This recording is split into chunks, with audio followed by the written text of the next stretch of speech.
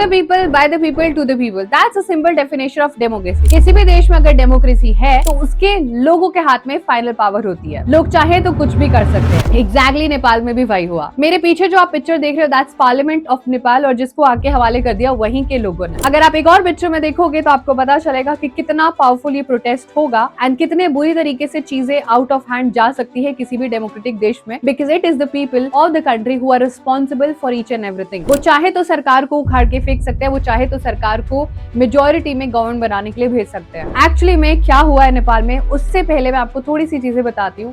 अगर आपको क्लास 9 का कुछ भी याद है छोटा मोटा तो आपको पता होगा कि नेपाल 2015 में डेमोक्रेटिक देश बना था और इसकी जर्नी हमेशा से बहुत ड्रामेटिक रही है। यहाँ पर डेमोक्रेटिक गवर्नमेंट से ज्यादा मोनार्की बहुत फेमस रही है and now right now also as per the situation looks like कि दोबारा से मोनार्की नेपाल में वापस आएगी। But now you must be wondering कि एक्चुअली में हो क्या रहा है और why it have turn so violent. तो नेपाल के लोगों के साथ एक्चुअली में क्या हुआ, जो नेपाल के प्राइम मिनिस्टर हैं उन्होंने एक स्टेटमेंट दी थी कि नेपाल के लोग जो है वो बहुत सारी चीजें पढ़कर थ्रेटन हो जाते हैं, या बहुत सारे पॉइंट ऑफ व्यू देख के उनकी खुद का कल्चर और cyber security, national threat, national security, ये सब बहुत ज्यादा हैम्पर हो रही है। तो वहां की गवर्नमेंट ने 26 मेन सोशल मीडिया एप्स को बैन कर दिया। और आपको पता है कि मेजरली, नॉट एग्जैक्टली कि सभी लोग तो सोशल मीडिया आजकल यूज करते हैं, बट जो यंग जनरेशन होती है जिसको जेन जी कहते हैं, वहां पर इस बैन को लेके लोगों ने बहुत बड़ा एक प्रोटेस्ट करना शुरू किया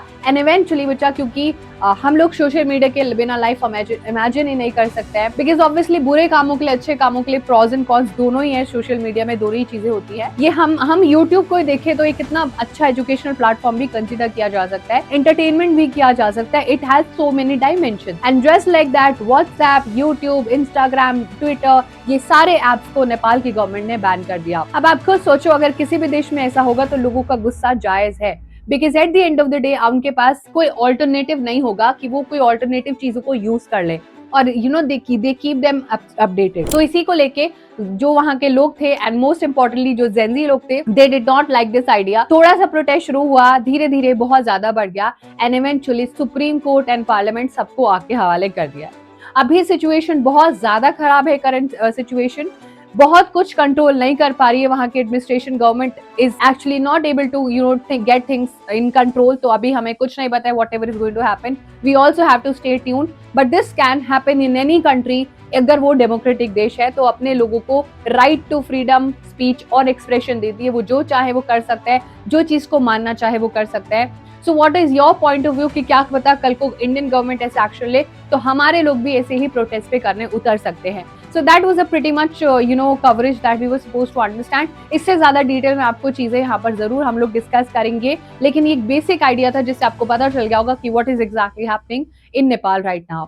So let's stay tuned for more such updates. Thank you so much everyone, sending you all a lot of love. We'll see you in my class.